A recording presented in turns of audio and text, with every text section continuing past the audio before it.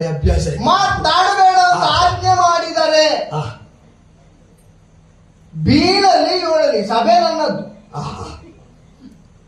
ಹಾಗಾದ್ರೆ ಮುಚ್ಚುಬಾಯಿ ಅಂತ ನಿನ್ನನ್ನು ನಿಯಂತ್ರಿಸಬಹುದಾದಂತಹ ಅಧಿಕಾರ ಇದ್ದರು ಮಾಡುವ ಮನಸ್ಸಿನಿಂದ ಇದ್ದವ ಸುಯೋಧನ ಅಂತ ತಿಳಿಬೇಡ ನೀನು. ಮಾತಾಡ್ಬೋದಾಗ ಮುಚ್ಚುಬಾಯಿ ಅಂತ ನಿನ್ನ ಬಾಯಿ ಮುಚ್ಚಿಸುವುದಕ್ಕಿಂತ ನಾನು ಬಾಯಿ ಬಿಚ್ಚುವುದು ಲೇಸು ಎನ್ನುವುದರಿಂದಲೇ ಬಾಯಿ ಬಿಚ್ಚಿದ್ದು.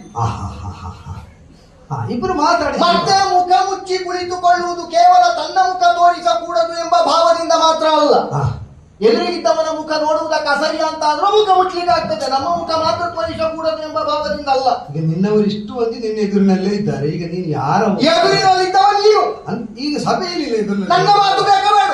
ಬೇಕು ಬೇಕು ಮತ್ತೆ ಕೇಳು. ನಾ ಸುಮ್ಮನಿದ್ದಾಗಲೂ ನಿನ್ನದ್ದೇ ಮಾತು, ನನ್ನ ಮಾತಾಡುವುದು ನಿನ್ನದ್ದೇ ಮಾತು. ಅಲ್ಲಪ್ಪ, ಮತ್ತೆ ಮಾತಾಡುವಂತ ಹೇಳಿದ್ದಾಕೆ ಮಾತು ಅಂದ್ರೆ ಸರಿಯಾದ ಅಂತ ಕೃಷ್ಣ. ಈಗ ನಾನು ಗೊತ್ತಾಗ್ಲಿಕ್ಕೆ ಕೇಳಿದಳು ಎದುರಿನಲ್ಲಿ ಇಷ್ಟು ಮಂದಿ ಇದ್ದಾರೆ, ಯಾರ ಮುಖ ನೋಡ್ಲಿಕ್ಕೆ ಅಸಹ್ಯ. ಆದ್ದರಿಂದಲೇ ಎಚ್ಚರಿಸಿದ್ದು ಎದುರಿನಲ್ಲಿದ್ದವ ನೀನು. ಸರಿ, ಈಗ ನನ್ನದು ಯಾಕೆ ಅಸಹ್ಯ ಆಯ್ತು? ಆದ್ದರಿಂದಲೇ ಬಿದ್ದ ಭೂಪತಿಯನ್ನಾದ್ರೂ ಏಳಿಸ್ಲಿಕ್ಕೆ ಒಬ್ಬರು ಹೇಳಿಲ್ಲ. ಯಾಕೆ? ನಾ ದಂಡ ವಿಧಿಸಿದ್ದಕ್ಕಲ್ಲ, ಮತ್ತೆ ನೀನಿದ್ದಿ ಅಂತ ಎಂತದಕ್ಕೆ ಹೇಳಿಸ್ಲಿಕ್ಕೆ. ನಾ ಹೇಳಿಸಿದ್ರಲ್ಲ, ನನ್ನ ಮಾತು ಕೇಳಿ ಎದ್ದದಲ್ಲ.